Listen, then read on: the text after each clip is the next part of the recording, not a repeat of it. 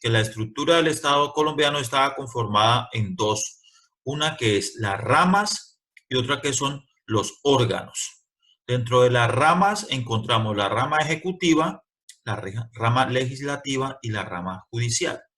Dentro de los órganos encontramos órganos de control, organización electoral y los entes autónomos.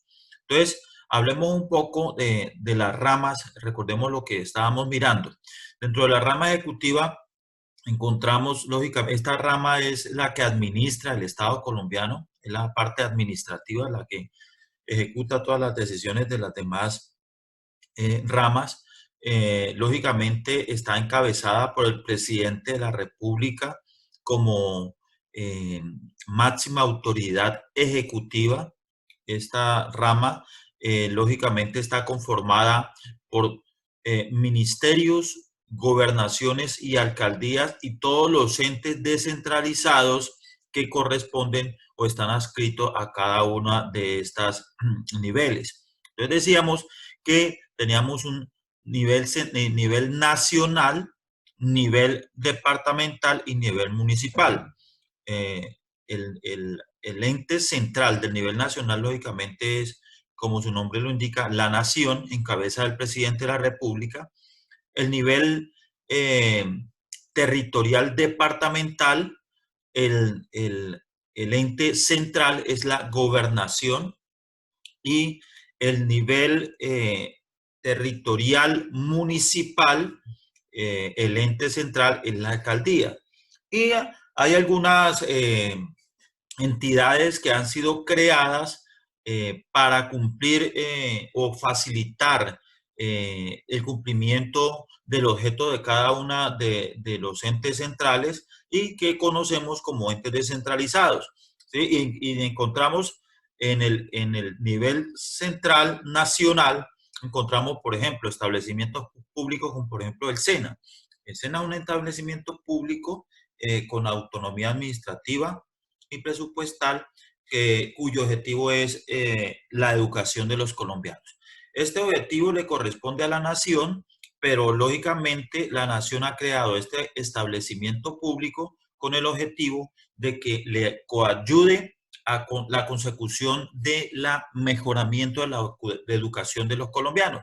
Y de esa misma manera existen entes descentralizados a nivel departamental y a nivel municipal. Por ejemplo, en un municipio se puede tener, por ejemplo, una empresa de servicios públicos, que es una empresa industrial y comercial del Estado, que ayuda a la prestación de los servicios de acueducto y alcantarillado, ¿sí? O podemos tener una S municipal, que también es otro establecimiento adscrito al nivel municipal y que coayuda a la consecución de la salud de los colombianos, ¿sí? Entonces, en este orden de ideas, de esa manera está conformada la rama ejecutiva. La rama legislativa. Entonces, la rama legislativa, como su nombre lo indica, pues es la que hace las leyes en Colombia, ¿sí? Esta rama ejecutiva, quien está conformada por el Congreso de la República, pues lógicamente es la que lógicamente hace las leyes en Colombia y adicionalmente tiene las siguientes funciones específicas. Pues enmendar la Constitución, o sea, tener actos administrativos para la modificación de la Constitución, aprobar las leyes regulares, ejercer el control político, y decíamos que aquí encontrábamos el primer control, que es control político, o sea, el control de gestión de los funcionarios públicos en Colombia, ¿sí? Facultades especiales que tiene el Poder Legislativo, en este caso el Congreso de la República: otorgar amnistías o indultos, aprobar o rechazar tratados y conferir al presidente facultades extraordinarias, como por ejemplo cuando le entrega facultades para legislar en torno a un tema específico. La última fue el darle poder o una facultad para que legisle sobre la supresión de trámites. Entonces, el presidente saca un decreto ley para la suspensión de trámites. Continuamos ahora con la rama judicial. La rama judicial es aquella rama que administra justicia, ¿cierto? La que administra justicia, juzga a todos los que han cometido algún tipo de falta. Y decíamos que habían o existían las siguientes jurisdicciones: jurisdicción ordinaria, jurisdicción constitucional, jurisdicción administrativa y jurisdicción especial para la paz. Entonces, la jurisdicción ordinaria es la que tiene que ver con los delitos, con los delitos, no, con los procesos entre o conflictos entre particulares, ¿sí? Es jurisdicción ordinaria. Y dentro de estos tipos de pleitos o tipo de casos o procesos entre particulares, podíamos encontrar procesos civiles, procesos penales, procesos laborales, procesos de familia, entre otros, ¿cierto? Estos son, digamos, los más importantes. Un proceso civil es un conflicto o es un proceso entre dos personas cuando hay detrimento patrimonial, o sea, hay una diferencia entre dos personas por plata, ¿sí? Por plata. O sea, ¿cómo así? Que una persona le prestó a otra persona dinero y que la otra persona no le quiso pagar, entonces tiene que ir a un juzgado de la jurisdicción ordinaria que conozca casos exclusivamente del índole civil, a un juzgado civil, ¿cierto? La jurisdicción administrativa es cuando hay conflictos entre el Estado colombiano, alguna entidad del Estado colombiano y una persona, ¿sí? Y también encontramos del índole civil, penal, ¿cierto? Y laboral. El penal, los casos penales es cuando la conducta de una de las personas pues está tipificada como un delito o contenido en el Código Penal colombiano como un delito. Entonces, que una persona robó a otra, ¿sí? Si son dos particulares, tendría que ir a la jurisdicción ordinaria. Si una persona roba al Estado colombiano, entonces pues sería un conflicto entre una persona y el Estado colombiano, corresponde a la jurisdicción administrativa. Y también tenemos procesos laborales, ¿sí? Entonces, cuando el conflicto es entre dos particulares, va a la jurisdicción ordinaria, y cuando es una persona que fue, por decir algo, por ejemplo, despedida de una entidad del Estado y se despidió de manera injustificada, entonces, pues lógicamente, esa persona va a demandar a la entidad pública y va a ir a presentar el proceso a la jurisdicción administrativa en un juzgado especializado en asuntos laborales. ¿Sí? Entonces, estas, digamos, son las tres jurisdicciones. Y en los municipios pequeños encontramos juzgados promiscuos, ¿sí? Por ser el municipio un ente público muy pequeño, pues entonces conoce de todos los procesos. Por eso se llama promiscuo. O sea, conoce casos ordinarios, administrativos y de toda índole. La jurisdicción constitucional es la que tiene que ver solamente con la Constitución Política de Colombia. ¿Sí? Entonces, después de hacer esta aclaración, entonces vamos a mirar cuáles son los entes que componen la rama judicial. Entonces, Corte Suprema de Justicia es jurisdicción ordinaria. Corte Constitucional es jurisdicción constitucional y Consejo de Estado es jurisdicción administrativa. Entonces, comencemos con la Corte Suprema de Justicia. Entonces, decimos que la Corte Suprema es el tribunal de mayor jerarquía en jurisdicción ordinaria. O sea, cuando decimos que hay tribunal de mayor jerarquía, significa que hay niveles de jerarquía. Y encontramos también lo mismo, como un tipo de juzgados, por decir algo así, municipales, departamentales y nacionales. Entonces, digamos que la Corte Suprema es el de mayor jerarquía, o sea, la nacional, la última instancia, la instancia definitiva, la que dice el proceso cómo queda, ¿sí? Es cuando se apela, ¿sí? Apelar significa que no se está de acuerdo con una decisión judicial, entonces el último que decide cómo queda un proceso judicial en la jurisdicción ordinaria es lógicamente la Corte Suprema de Justicia. ¿Sí? Como lo dije anteriormente, es un tribunal de apelaciones en materia civil, penal y laboral. Entonces, para que conozca la Corte Suprema de un proceso civil, penal o laboral, pues lógicamente debe ser eh, de gran importancia, de una cuantía muy significativa para que la Corte Suprema pueda conocer de él y se pueda apelar ante la Corte Suprema.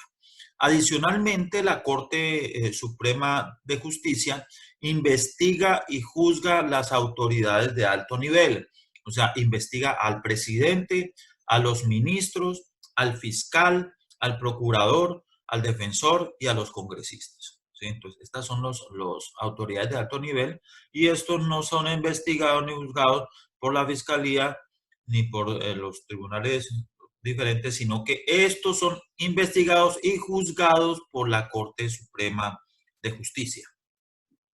Consejo de Estado. El Consejo de Estado es el tribunal de mayor jerarquía en jurisdicción de lo contencioso administrativo. O sea, contencioso administrativo es jurisdicción administrativa, o sea, conflictos entre particulares y el Estado colombiano. O sea, de la misma manera, hay niveles, hay nivel municipal, departamental y nacional. Entonces, un tribunal departamental conoce de primera instancia el primer proceso, ¿sí? Entre algún conflicto entre el particular y el Estado colombiano, y la segunda instancia o la instancia definitiva es el Consejo de Estado. Un ejemplo de que usted tiene un proceso de discusión de impuestos con la DIAN. Entonces, nosotros somos una persona natural, ¿sí? Y la DIAN es el Estado colombiano.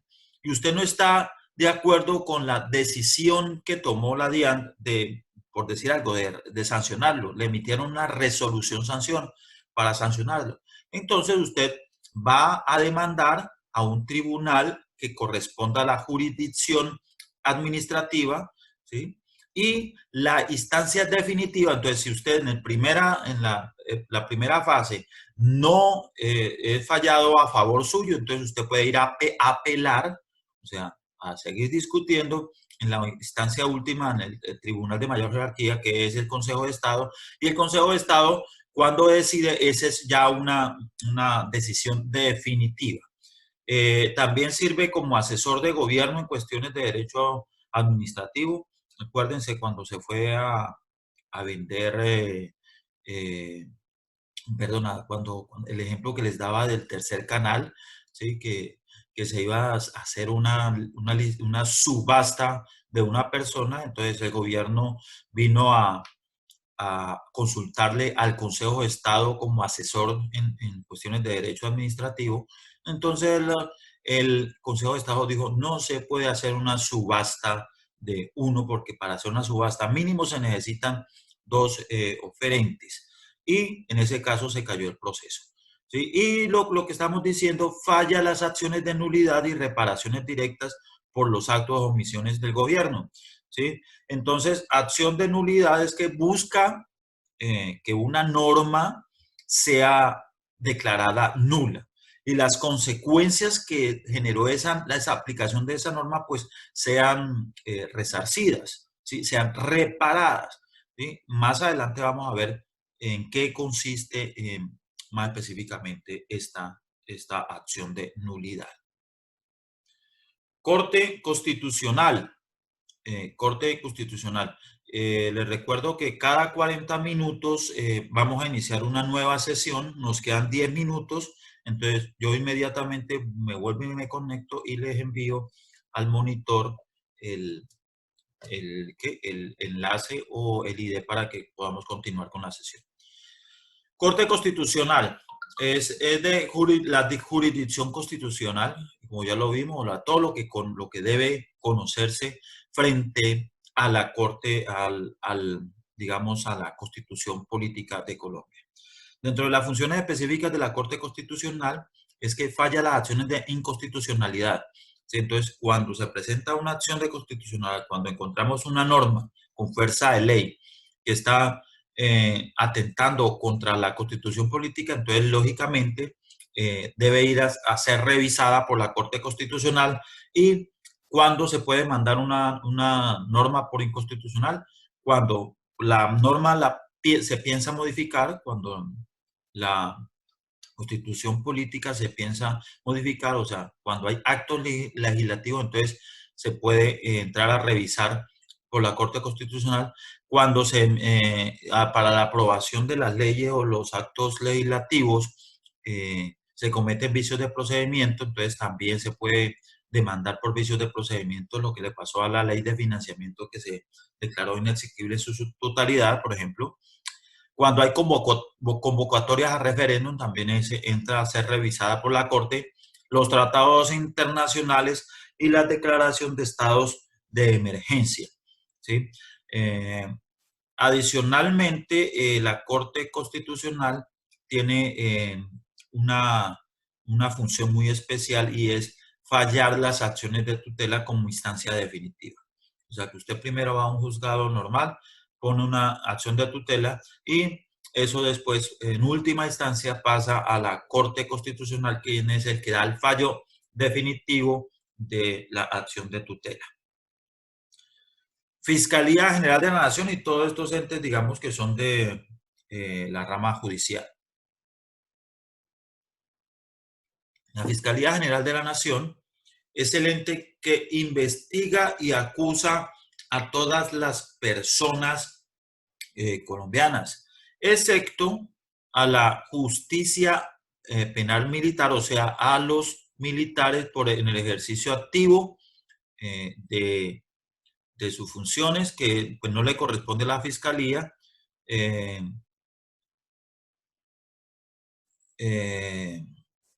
A la Fiscalía, pero por aquí me están hablando chat, a ver quién es.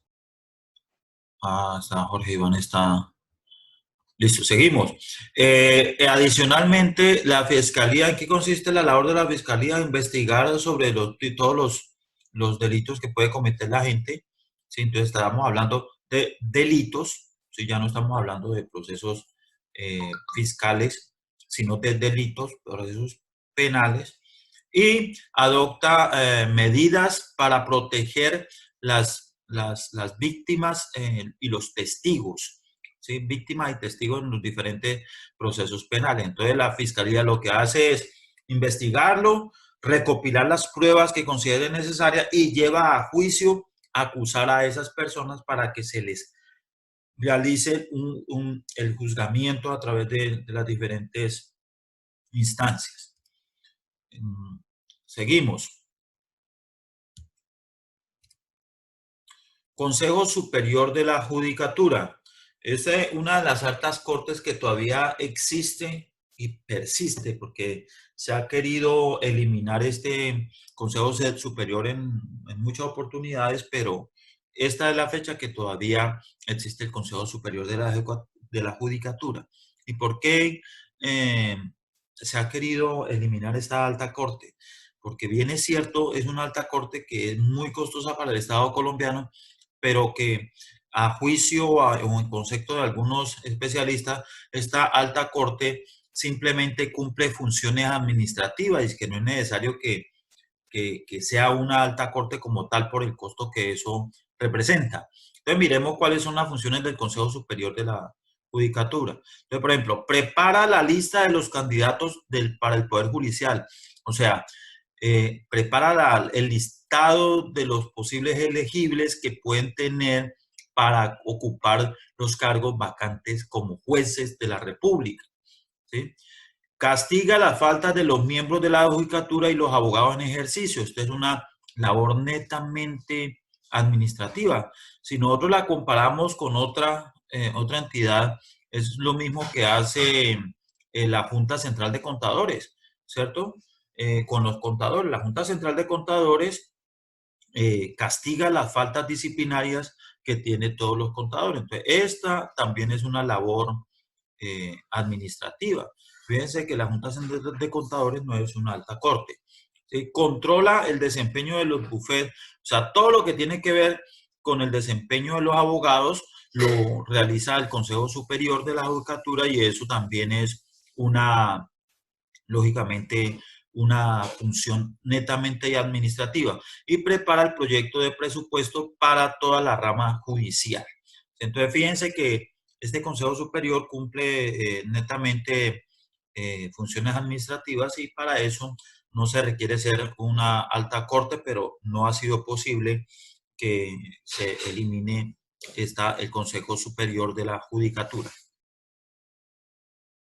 Bueno, muchachos, ok, continuamos. Entonces, estamos hablando de los tribunales penales militares, que estos tribunales son tribunales especializados y que su función es juzgar los delitos que cometen las fuerzas militares en ejercicio activo. ¿Sí? Entonces, estos no serán juzgados por los demás juzgados, sino que es un juzgado especial para las fuerzas militares de Colombia cuando cometan delitos en el ejercicio de su función. Seguimos.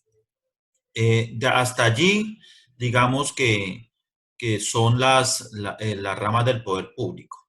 Ahora nos vamos para los órganos de control y decíamos que los órganos, perdón. Decíamos que los órganos, teníamos órganos de control, la organización electoral y los entes autónomos. Entonces vamos a comenzar con la organización electoral, ¿cierto?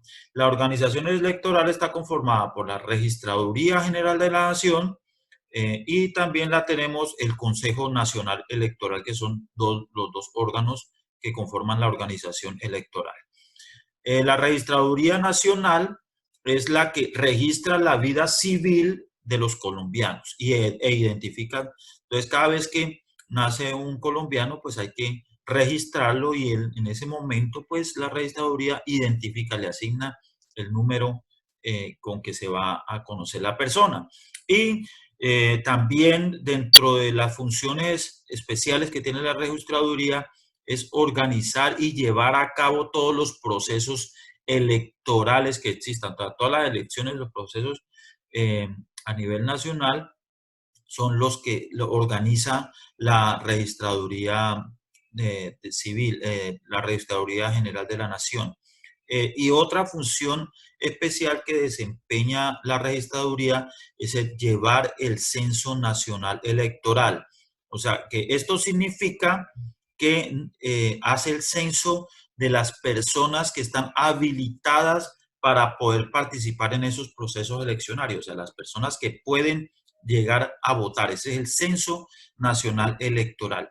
Y el Consejo Nacional Electoral, que lógicamente es el que toma las decisiones frente a todos los procesos electorales en Colombia para que sean lógicamente de manera adecuada llevar a cabo, y también ejerce la inspección y vigilancia de la organización electoral. O sea que si se comete alguna falta o algún delito en los procesos eleccionarios, pues quien hace la vigilancia es el Consejo Nacional Electoral. ¿Sí? Entonces, si alguien se da cuenta de algún proceso fraudulento en esas elecciones, se demanda ante el Consejo Nacional Electoral y el Consejo Nacional Electoral, por ejemplo, toma las decisiones. ¿Sí? Entonces, eso también es muy importante. Aquí donde encontramos los órganos de control, entonces aquí es algo muy importante que, digamos, va a ser la base para el desarrollo de toda nuestra materia. Y es estos órganos de control, encontramos dos órganos importantísimos, que es la Procuraduría General de la Nación y la Contraloría General de la Nación. Entonces, la Procuraduría lo que hace es investigar por faltas disciplinarias. O sea, que la Procuraduría lo que busca es el control disciplinario y la Contraloría hace control fiscal.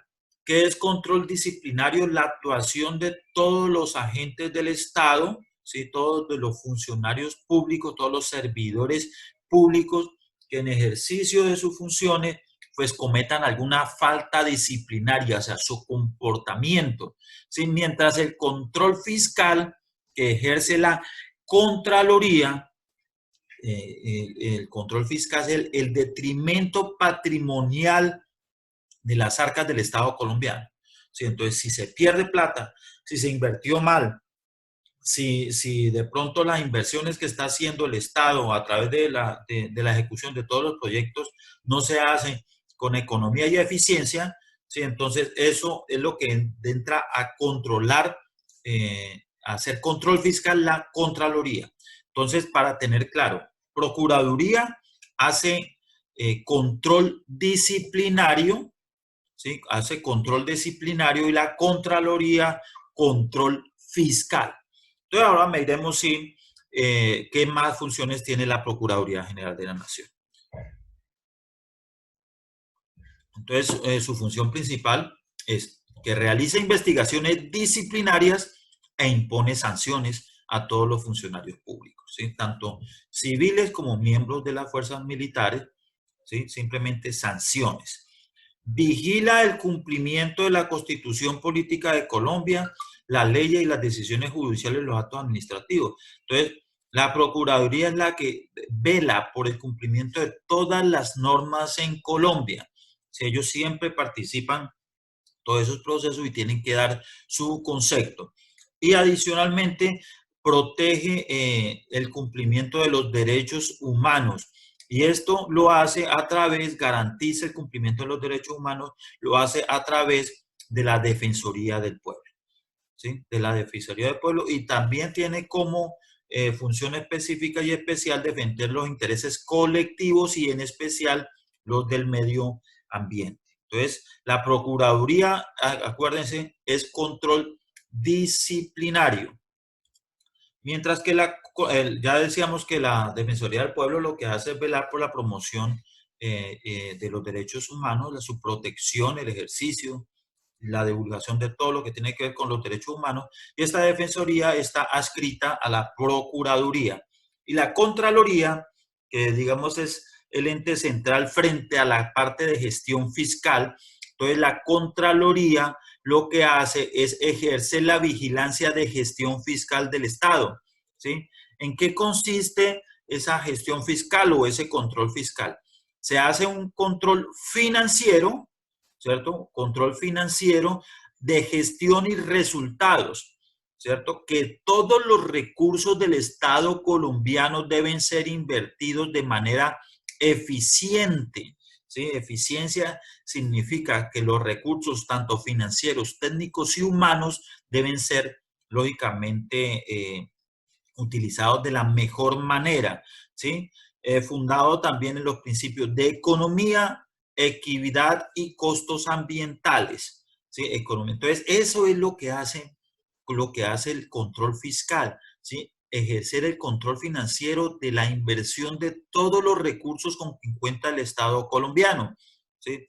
En ese ejercicio del control fiscal, la Contraloría puede establecer responsabilidades fiscales e imponer sanciones, y esas sanciones son de carácter pecuniario, o sea, de billete, ¿sí? Y que ese control fiscal o ejercicio de vigilancia fiscal, lo que el objetivo primordial de ese control fiscal es buscar resarcir el patrimonio público, o sea, buscar recuperar la plática que de alguna manera se ha invertido mal o se ha invertido o se ha perdido, se la han robado. Entonces, lo que busca es volver a resarcir, o sea, que se devuelva otra vez ese patrimonio. Eh, un ejemplo claro de esto es que en algún momento, en el periodo no anterior, sino el anterior al último, ¿cierto? En uno de los municipios hubo un proceso muy importante, pues no tanto por la plata que se perdió, sino por todo lo que significó, por cerca de 800 y pico mil de pesos. Un alcalde se fue en su primer año de gobierno, pidió unos viáticos para ir a hacer gestión a Bogotá, ¿sí? Claro, entonces el alcalde, el municipio le otorgó, él mismo se otorgó los viáticos y se fue a hacer gestión a Bogotá. Con tan mala suerte que el tipo ese, el alcalde este, no se fue para Bogotá, sino que realmente lo que hizo fue que se fue pues, para Cartagena, porque en ese momento lo encontraron por allá, unos contradictores estaban por allá de paseo en Cartagena y de tan de mala suerte que lo encontró por allá con el socio. Entonces averiguaron y el señor, el alcalde, le ha pedido unos viáticos, entonces lo denunciaron. Entonces, aquí hay dos tipos de falta. Una falta disciplinaria que fue investigada por la Procuraduría porque lógicamente pues lo que el comportamiento del señor alcalde pues fue equivocado, erróneo al apropiarse de unos recursos del Estado y lógicamente irse a hacer otra cosa. Y hubo una falta fiscal porque el señor se apropió de unos dineros del Estado que fueron los viáticos que él le asignaron para hacer esa comisión. ¿Sí? Entonces, aquí la Procuraduría entró a investigar la falta y la Contraloría entró a investigar el detrimento patrimonial, que fueron 800 y pico. Sí, el alcalde sustentó de todas las maneras que no, que él sí había cumplido con la comisión. Él decía que había estado en Bogotá y que por la noche iba para Cartagena y al otro día se regresaba otra vez a Bogotá a hacer gestión y volvía a hacer así todos esos días. Pero no pudo demostrar porque no habían los tiquetes aéreos que demostraran que el alcalde ya ha viajado en avión y poder haber demostrado que lo que estaba diciendo era la verdad. Entonces después dijo, no, es que yo me iba era en carro, ¿sí? Pues cosa absurda porque cuánto de Bogotá a Cartagena por tierra, cuánto hay, entonces prácticamente iba a Cartagena, le daba el besito a la esposa y se devolvía a hacer gestión. Lo hecho tal es que fue demostrado de que él nunca estuvo en Bogotá haciendo gestión, sino por él, de muchas maneras, de varias maneras fue hallado, digamos que culpable en el proceso, por decirlo así. ¿Sí? ¿Por qué? Porque, por ejemplo, las llamadas que él hizo salieran todos desde la ciudad amurallada, de todo ese sector. Entonces, lógicamente, eso fue una de las cosas que lo señalaron culpable del proceso. Entonces, tenía dos procesos encima. Un proceso que era el de la Procuraduría por la falta disciplinaria, otro proceso que era el de la Contraloría por el detrimento patrimonial. Entonces, ¿qué hizo este alcalde? Vino y devolvió la plata que le habían dado de viáticos. ¿Sí? Entonces, como la plata que le había dado de viáticos ya no estaba perdida porque la reintegró, entonces la Contraloría dijo, bueno, hasta aquí voy yo, porque yo lo que hago es control fiscal y mi objetivo es resarcir el patrimonio público. Como el alcalde devolvió el dinero, ya no había detrimento patrimonial. Él consiguió su objetivo principal, que era que reintegraran la plata y ya no había detrimento. Entonces, el proceso terminó con la Contraloría. Pero la Procuraduría sí efectivamente siguió con el proceso porque, pues lógicamente, la falta disciplinaria había sido cometida. En últimas, eso fue en el primer año de gobierno. En el cuarto año de gobierno, ya faltando muy pocos meses para cumplir su mandato constitucional, el alcalde fue suspendido de su cargo, ¿sí? Y fue nombrado otro, digamos, fue nombrado otra persona. Y eso fue, digamos, algo bien como paradójico en frente a lo que se vive hoy en Colombia, de que se demoran demasiado los procesos en este orden.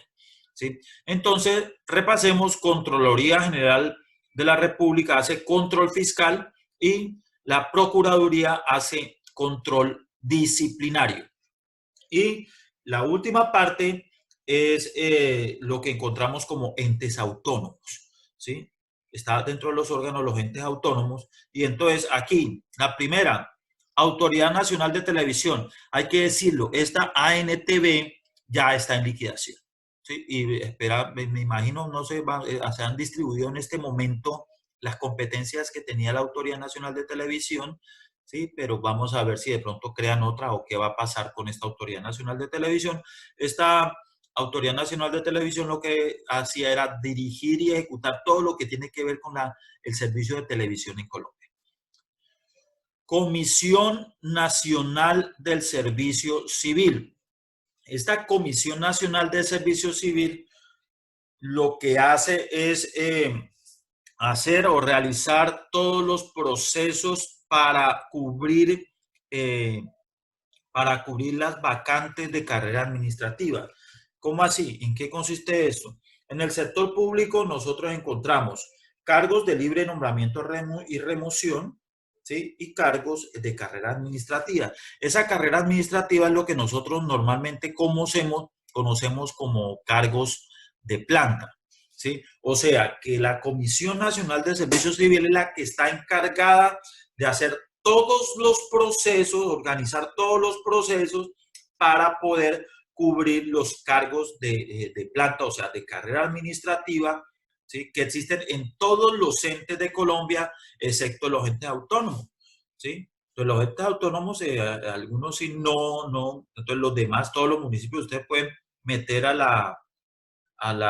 ustedes pueden meterse a la página de la Comisión Nacional de Servicio Civil y ahí están todos los procesos que están llevando a cabo para poder cubrir los cargos de carrera administrativa. Esa es la función de la Comisión Nacional del Servicio Civil.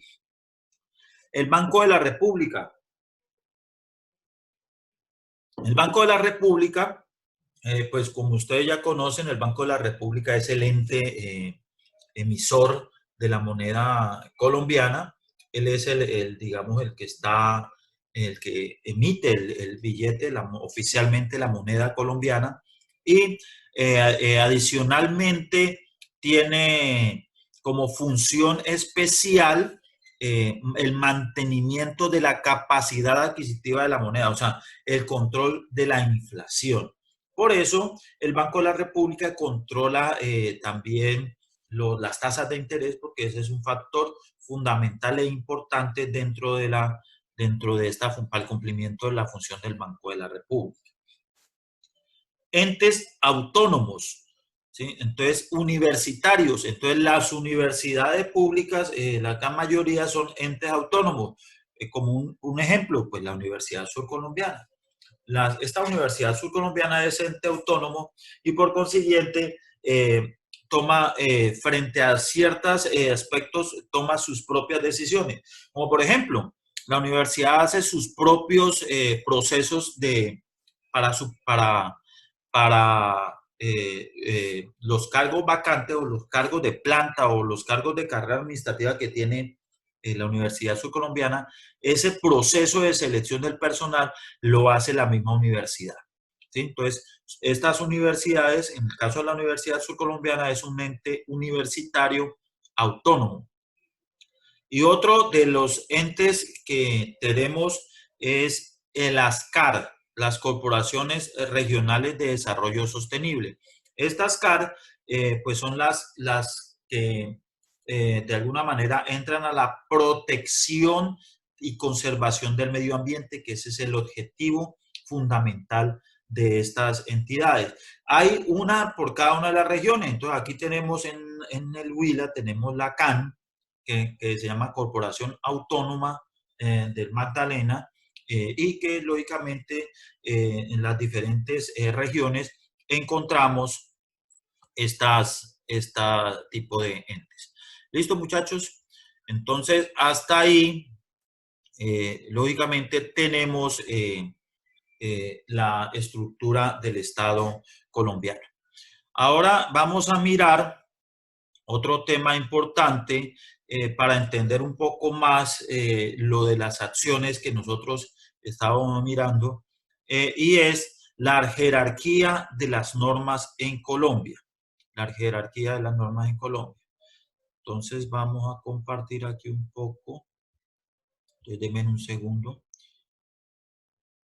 Ok, la jerarquía de las normas en Colombia. Para entender los tipos de acciones que hay en Colombia. Entonces, la jerarquía de las normas en Colombia está de la siguiente manera. Jerarquía de las normas en Colombia. Entonces tenemos, en primer lugar está la Constitución Política de Colombia. Lógicamente la Constitución Política es la norma es la norma más de mayor alta jerarquía. En segundo lugar encontramos las normas con fuerza de ley, normas con fuerza de ley, ¿sí? Las normas con fuerza de ley. Y en este caso encontramos de dos tipos. Las leyes regulares que saca, digamos, que saca el Congreso de la República, las leyes regulares y los decretos leyes, decreto ley. ¿Sí? Estas son las normas con fuerza de ley, o sea, son normas que rigen en todo el territorio colombiano. Las normas, las leyes que las saca el Congreso de la República y los decretos ley. En los decretos ley hay dos maneras de poder emitir decretos ley. Uno, que es cuando el Congreso de la República otorga facultades especiales al presidente. ¿Sí? Entonces, el presidente legisla sobre ese aspecto que le otorgó el Congreso de la República. Como por ejemplo, cuando estuvo Santos en el año 2012, el Congreso, porque lógicamente vive muy ocupado el Congreso le entregó facultades para que el presidente Santos eliminara todos los trámites que considerara necesarios. ¿Sí? Entonces, el presidente emitió el decreto ley 019 del 2012, ¿sí? Que fue la ley antitrámites o el decreto ley antitrámites del gobierno Santos y que eliminó cualquier cantidad de trámites. Y que eso no ha servido para nada porque la gente casi no hace caso de esos decretos ley, pero sí nos sirvió para darle el ejemplo a ustedes qué tal que no hubiera sacado el presidente Santos, el presidente más inteligente de Colombia, ese decreto ley, pues eso nos sirve como ejemplo. Y el otro decreto, la otra manera de sacar decretos ley es decretando los estados de excepción, ¿sí? ¿Y qué es eso? Pues los estados de excepción, hay estado de guerra y lo que nos encontramos ahora, un estado de emergencia. Entonces, cuando hay alguna situación que atente de manera generalizada contra la población colombiana, el presidente de la República puede decretar el estado de emergencia. ¿Sí? Y en este momento está decretado el estado de emergencia sanitaria, ¿sí? Por el coronavirus. Entonces saca el decreto, lo firma el presidente y lo debe firmar todo su gabinete, o sea, todos los ministros, ¿sí? Y desde el momento en que se emite el decreto con la firma del presidente y todos los ministros, pues entonces el presidente se reviste de facultades legislativas y saca decretos legislativos, decretos ley, pero única y exclusivamente encaminados a superar la emergencia. ¿Sí? Entonces, eso creo que fue el decreto ley 417 que se decretó la emergencia sanitaria y de ahí en adelante hasta que termine y se supere la emergencia, pues entonces el presidente tiene facultades legislativas. Ya ha sacado una cantidad de decretos y esos decretos van encaminados a superar la emergencia. ¿Sí? Estos decretos tienen, digamos, vigencia transitoria. Mientras que dure la emergencia, están vigentes. ¿Sí? Y al mismo termine la emergencia sanitaria, pues entonces estos decretos dejan de existir para todo el universo jurídico, porque lógicamente ya van a perder la vigencia. ¿Listo? Aquí ahora encontramos los decretos, leyes, las normas, en tercer lugar, normas sin fuerza de ley,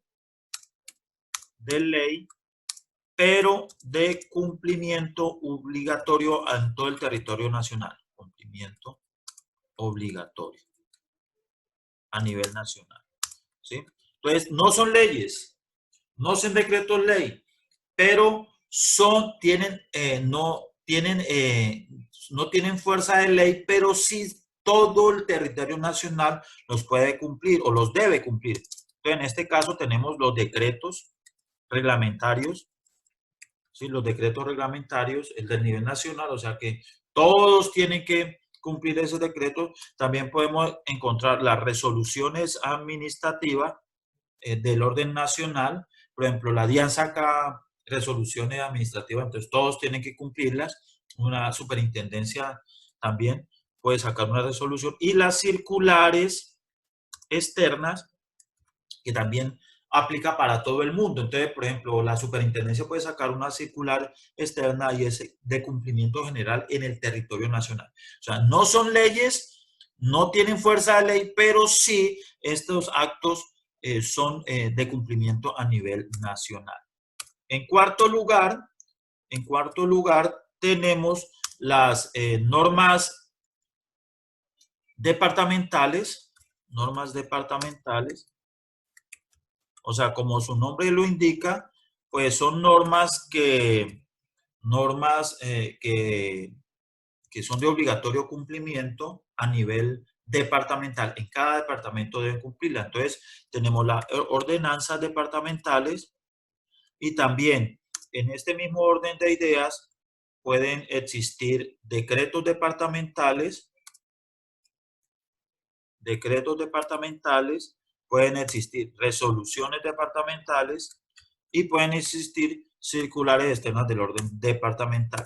Y en el último, la última jerarquía de las normas, en el último puesto encontramos las normas municipales, ¿sí? O sea, que son de cumplimiento obligatorio en jurisdicción de cada municipio. Entonces tenemos los acuerdos municipales que hacen los consejos, tenemos también los decretos municipales, tenemos las resoluciones municipales y tenemos las circulares externas municipales. Digamos que de esta manera tenemos la jerarquía. Y para hacer cumplir o velar por estas dos, porque estas normas se cumplan, entonces tenemos una acción de inconstitucionalidad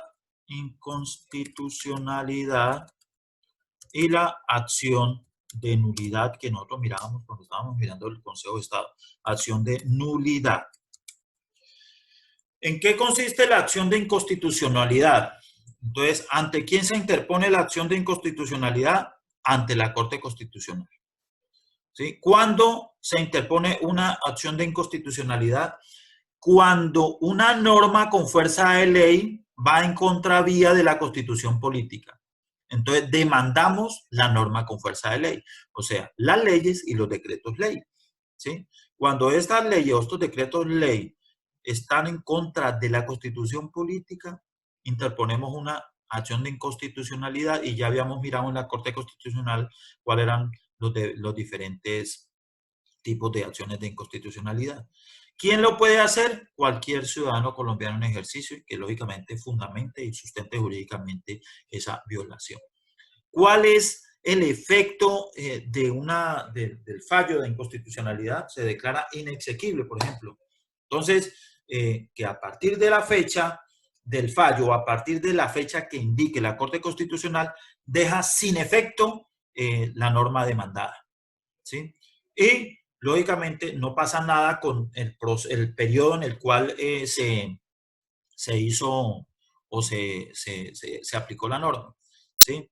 Entonces es hacia adelante, ¿sí? Prospectivo el efecto del fallo de inconstitucionalidad. Un ejemplo de esto, por ejemplo, la ley de financiamiento, la ley 1943, fue demandada por vicios de procedimiento.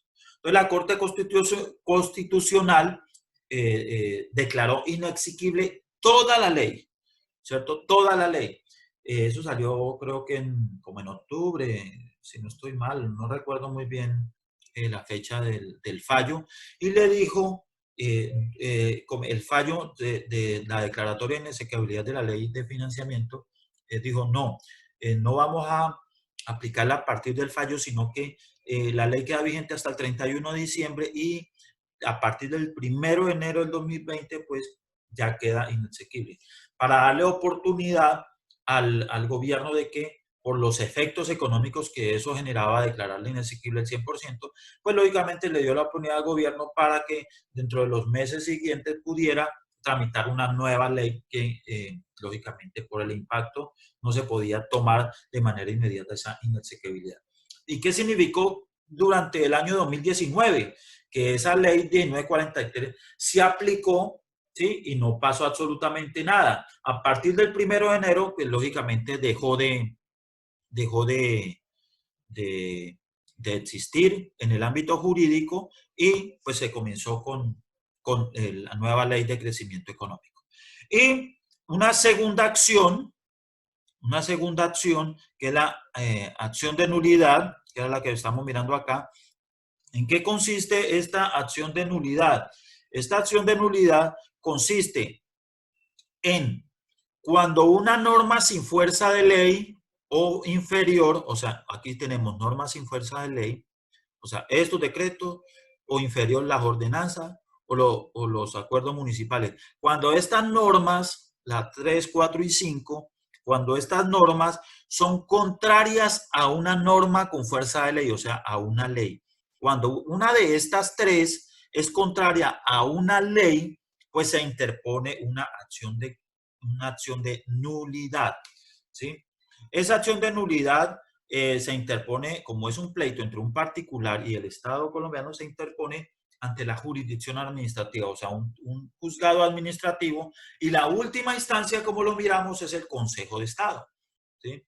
¿En qué consiste esta norma? Pues cuando una norma inferior es contraria a una ley, pues entonces interponemos la acción de nulidad. ¿Para qué? Para pedir la nulidad de esa, de esa norma, ¿sí? ¿Cuál es el efecto? El efecto es ultraactivo y retrospectivo, o sea, al momento en que se saca el fallo, al momento en que sale el fallo, pues ese fallo, la ley pierde vigencia, ya no se puede aplicar más, pierde vigencia, y ultraactivo o retrospectivo, ¿qué significa eso? Que lo que se hizo mal durante la vigencia de la norma tiene que resarcirse. ¿Sí? O sea, tiene que repararse, por eso llamamos de reparaciones directas, que el efecto que causó la aplicación de la norma tiene que repararse. Un ejemplo claro de esto, cualquier ciudadano colombiano lo puede hacer, lógicamente sustentado jurídicamente, y el Consejo de Estado es la última instancia para poder eh, dar el fallo definitivo. ¿Sí? Un ejemplo de esto, por ejemplo, la ley 916 del 2006 dice que ninguna entidad del Estado puede cobrar ni tasas, ni impuestos, ni contribuciones que no hayan sido creados por una ley de la República, y que todo lo que cobre un municipio tiene que haber sido creado, y que los municipios ni ninguna entidad pública en Colombia puede cobrar por su funcionamiento, ni por cobrar ningún tipo de documento, ¿sí? Y entonces usted mira aquí, va a sacar, por ejemplo, un certificado, un pasisalvo, ¿sí? Entonces va usted a la alcaldía de Neiva o a cualquier administración municipal y todos le cobran, ¿sí? Entonces, ¿de a dónde? ¿Sí? Entonces, hay una norma municipal, no hay ninguna ley que autorice eso, entonces hay una norma municipal que es un acuerdo que está contrario a una ley que es la 962, entonces se podría interponer una acción de nulidad, primero para tumbar la norma, que dejen de cobrar eso, y segundo para que los entes que están haciendo esto devuelvan su platica, ¿sí? Devuelvan la plata que han cobrado, porque el efecto de la acción de nulidad es de lógicamente, es en doble sentido.